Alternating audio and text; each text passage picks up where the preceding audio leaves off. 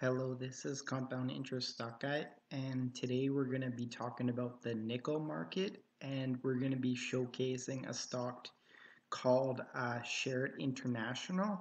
The ticker is S in Canada on the TSX, I believe. I don't think it's on the TSXV.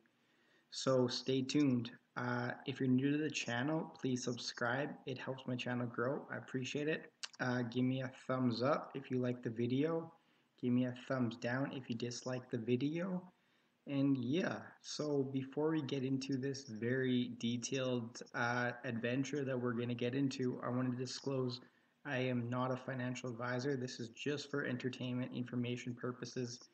Do not buy or sell stock based on anything I talk about here. Buy it after you did your research, due diligence, and you like the company. So yeah, so SHERRITT I've been looking at for a little bit of my time. It's basically a big nickel company, and they also have cobalt involved with them as well. They also even are involved in oil. Yeah, in Calgary, there's a SHERRITT facility. And yeah, I mean, I don't know that much about it, but I am very interested in possibly getting shares in this company or either getting the warrants. So I want to share this very informative video on the company. Okay, so basically, you look at this chart, and before we even look at the chart, we're going to just look at the detailed information. So there's almost 400 million shares out. There's a beta of 2.89. So what a beta means is how much it goes up and down. So some of the cannabis stocks have a lot higher beta. That means they can go up and down a lot more. And then it's got the market cap of 170 million. So keep that in your mind, 170 million dollars, okay? So keep that in your mind, all right? So basically, their price to book is 0.15. Okay, so I want to explain that sometimes these companies can be extremely undervalued. Extremely. Okay, so Village Farms is a company that people are in love with right now.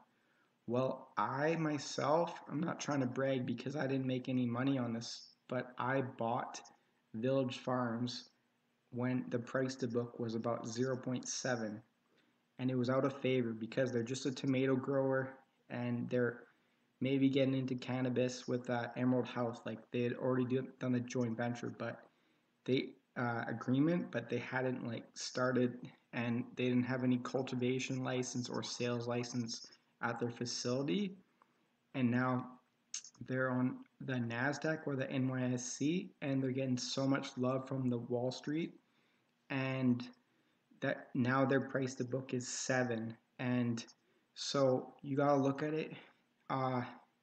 My whole thesis for investing is I like, not all the time, but the reason why I believe I'm going to be very wealthy is because it's not because I'm buying what everyone else is buying. I'm buying a contrarian viewpoint. Contrarian. Google that, what that word means. It's opposite of what people are thinking. You know, if everybody's in love with Canopy when it's at $75, I'm that's not contrarian to keep to buying that or buy that. That's following the crowd, and you're gonna get slaughtered. A contrarian viewpoint is believing that there's gonna be better times ahead, and in the market, and you might have to wait it out until the market figures it out. But when it happens, you're going to be paid in insane dividends. Insane dividends. I was investing into mining stocks back in 2016, and my brain said, you know, I heard cannabis is going to be legal and it's going to come up. So I had that light bulb go in my head. I was telling myself, I said, I want to get some.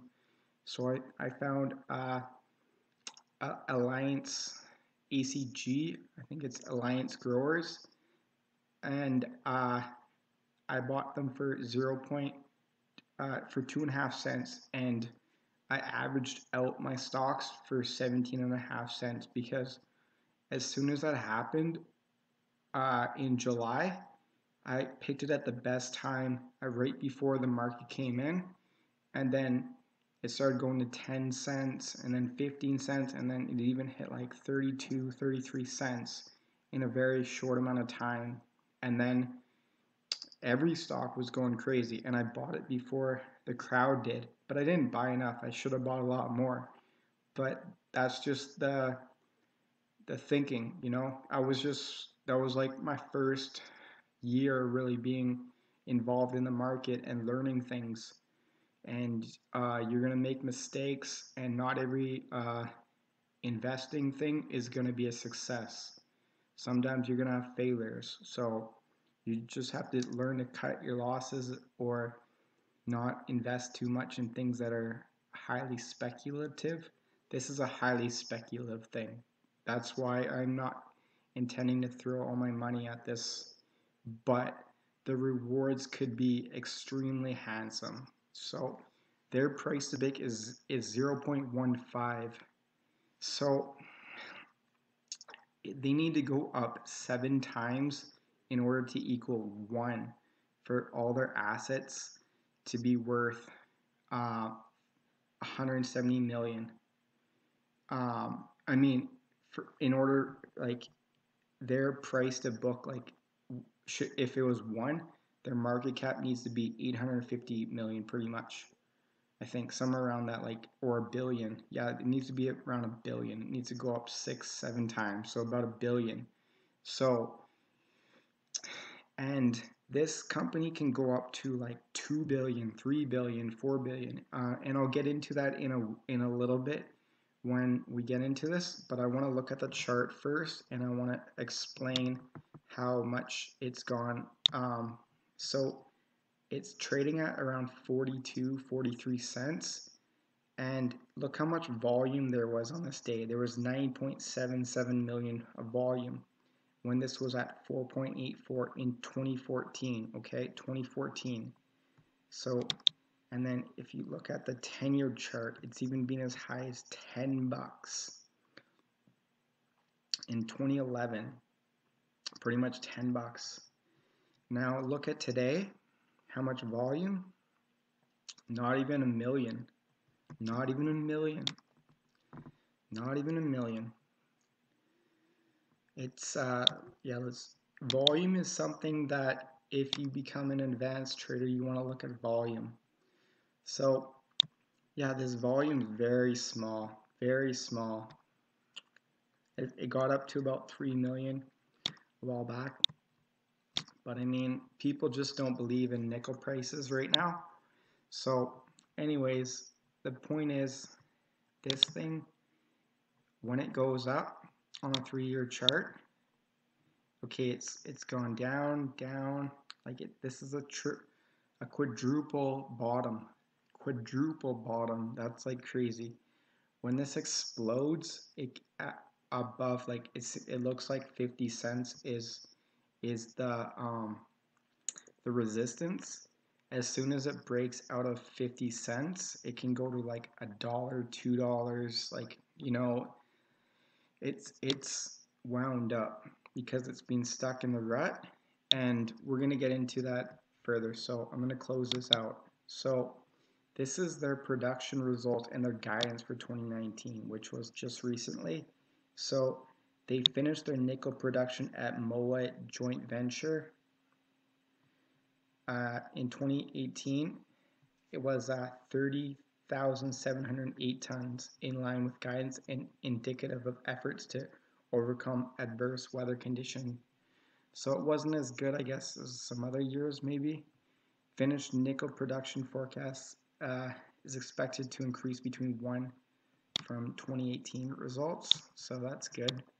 Finished cobalt production is expected to increase 2% and 11%. Cash costs to be in the range of 3.4 to 3.9 per pound of finished nickel sold. So it reflects the recent decline in cobalt and its impact on reduced byproduct revenue. Okay. SHERRITT's share of capital spending is forecasted at $72 million US. EMX to replace existing equipment and infrastructure. So it's a joint venture, this MOA JV. I don't have enough time to look at this MOA company, but it's good that there's a joint venture, so there's not all the risk lies on SHERRITT. So it's good that they have a big partner. And yeah, it's saying that they had 30,000.5, 30,700 is their actual, and cobalt was 34. So this is in tons. So in tons, a ton is 2,000 pounds, all right?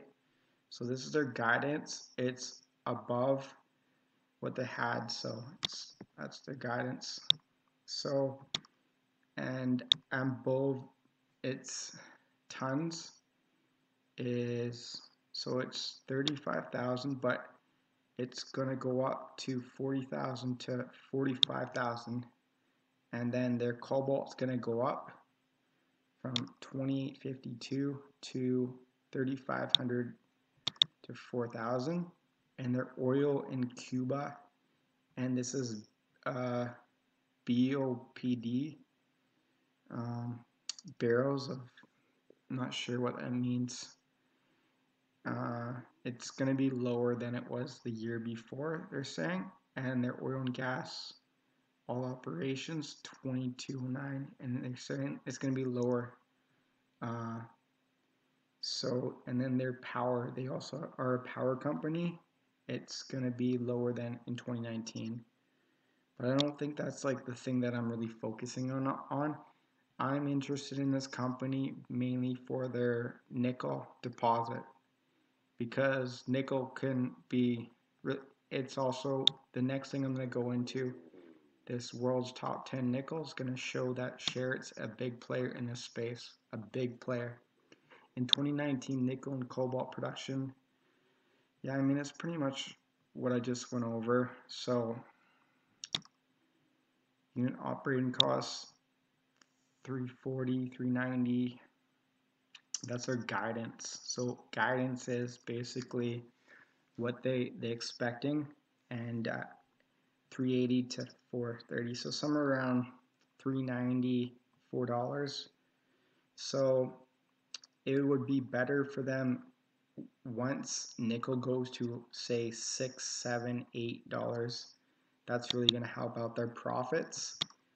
Oil and gas, Cuba, $25 to $26.50.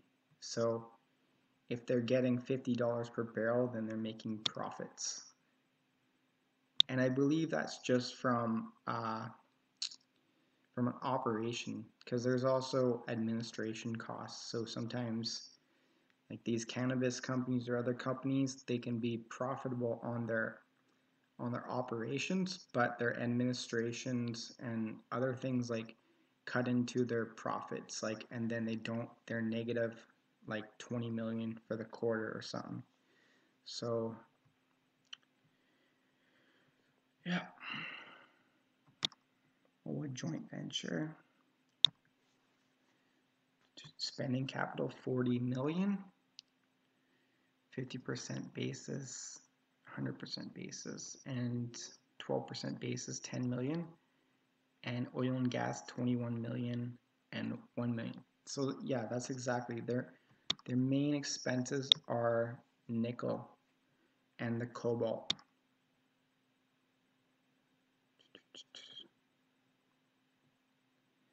Yeah, so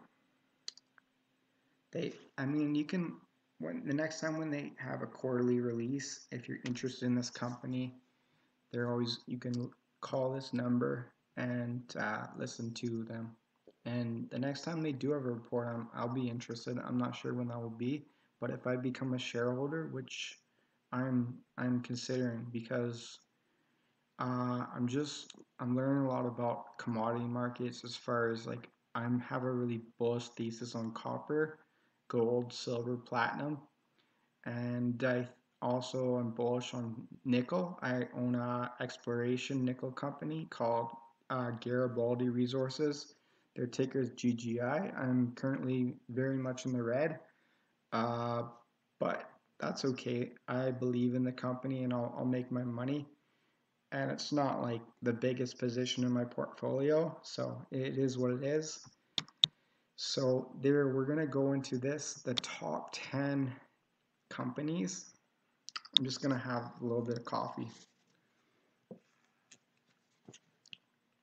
Okay, so the top 10 biggest nickel producers of 2013, okay? Norilsk Nickel, okay. This company, I'm not sure which exchange, but you can't buy it on the TSX or the NASDAQ. So yeah. And it's like $40 billion. Like, this is the biggest nickel producer. They had really big high grades of platinum, so, and nickel. So it's a big nickel. It's in Russia. So, and then Vale operates in 38 countries, and this company's huge as well. Yeah, let's look at the stock. 71.13. So Vale's not just a nickel company, they're also logistics. Let's look at that. Yeah, they're a mining company, so they do deal with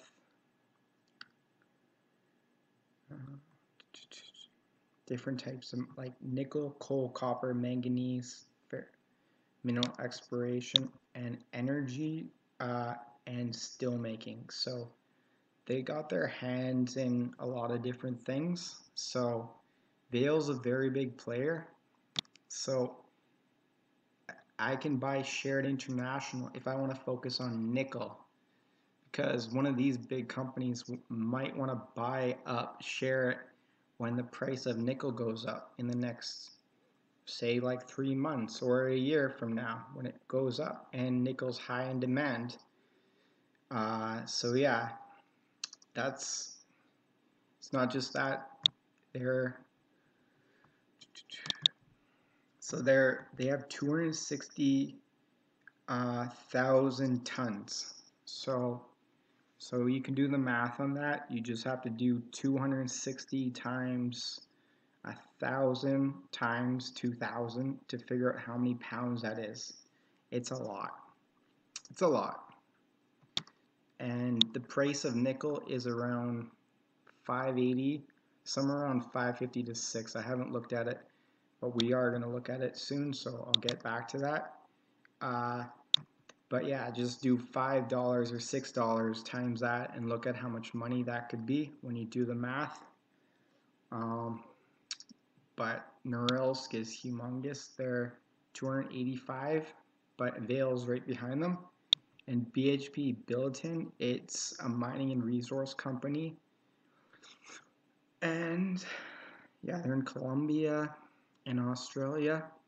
So they're very big, 154,000 tons. And that company's somewhere around like $100 billion. So $100 billion, or buying SHERRITT for $170 million.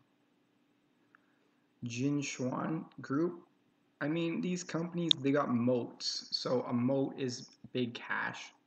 Big cash. They're not gonna fold, right? SHERRITT could fold. That's the risk that you gotta take when you're investing into SHERRITT.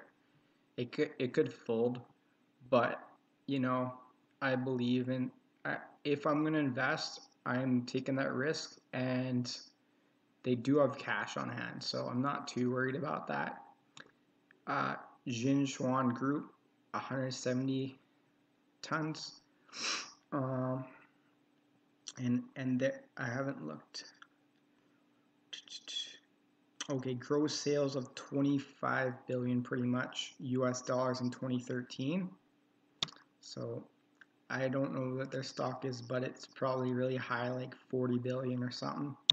And this one's really big too. It's on the India exchange, I think, and it's like 2 trillion Indian dollars, but then you divide it by 50, so it's like somewhere around $40 billion. And then they only have like pretty much a little less than twice as much, with growth revenues of 30.5 billion in 20. It's one of the world's largest metal companies, and SHERRITT International Corp is a world leader in the mining and refining of nickel from lateritic ores, with projects and operations in Canada, Cuba, Indonesia, and Madagascar. Is invested in a 50-50 with the MOA joint venture with General Nickel Company SA in Cuba. Let's just do a little due diligence on General Nickel Company SA.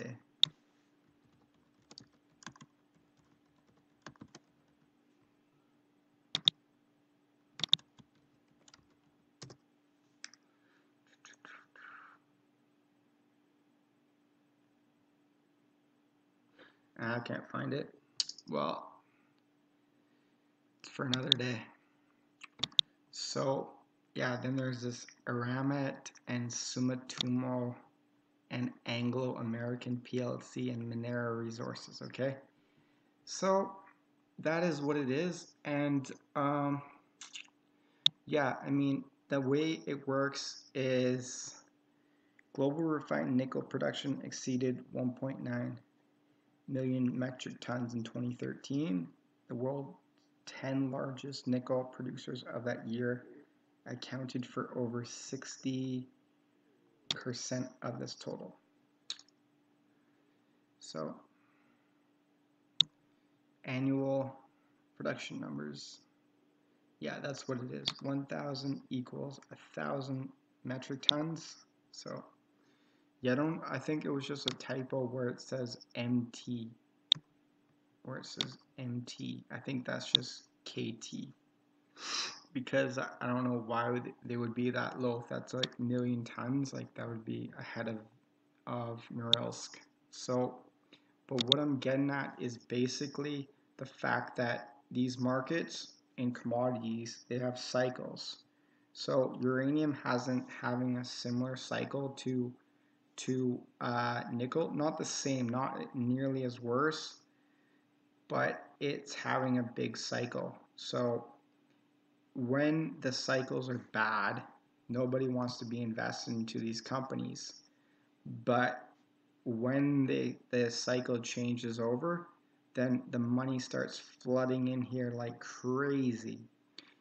If you look at some of the gold stocks are getting some bids. Like people are buying up gold stocks. So it's the same thing with nickel. Excuse me. And we're gonna look at the price. So this is in tons. So this is from 2014. Yeah, and this is long term. So look, it's been as high as about 15. It's even been as high as like $24 per pound. If you do like 50,000 divided by 2,000 is like $25. So now here it's like $13 to $15 per pound, and right now it hit a low in 2017 around $4, and now it's trading around like $6.50. So yeah, it could be a really nice run for nickel. Saying it's like bearish for short term, but they can be off. I look at these things as, yeah, I mean, it hit a low right here. This is higher highs. I mean, yeah, higher highs, higher lows, and then higher highs, higher lows. And if this trend keeps going, it's going to have a higher highs. And now it needs to get above this 18,000 to reach higher highs. So that is the predicament they're in. And as soon as it could get over above this line right here, then it could go like right here, then it could go to 30,000 tons and then even higher. So now we're going to look at, and oh yeah, let's just do how much people are bullish. So there's 64% of people are bullish on nickel and 36% are bearish. So yeah, I mean, if you want to look at this investing.com nickel articles, there's one right here. And yeah. So here's the warehouse level for nickel. So nickel is going to be high in demand with electric cars for Tesla. So I mean, it went really high in around like 2015, and then the price started coming down, but the levels are getting to like really low levels. So there's going to be more demand. So I mean, who knows, like this could go back down to like, there's more people in the world now, and the fact that, yeah, I mean, it keeps going down, so the price should be going up, especially with inflation. And yeah, so nickel's using stainless steel, and yeah, I mean, it's very interesting that it just keeps going down, but the price isn't really going up. So the price is going down. The price is going down pretty much with the levels up in the warehouse. That shouldn't be the case. It should be the opposite. It should be when the levels go down, the price should be going up. So that's where there's that divergence, and that's what gives us the opportunity that this could be a really good chance to get, say, like a 10 bagger or a 25 times bagger or something just ridiculous. I'm looking at the warrants. They're like around 6.5 cents, and they're for $1.44, and they're good for 2 years. So say if it gets to like $3 in that time, then they would be worth, they could be worth like $2. So that could be like a 30 to 40 bagger. And yeah, that's like the potential on this company. So I am interested in SHERRITT International for all these above reasons. So yeah, anyways, I really hope you enjoy this video, and thanks for watching it if you watched it all the way through. And yeah, give me a thumbs up, leave me a comment down below, and subscribe. And until next time, peace.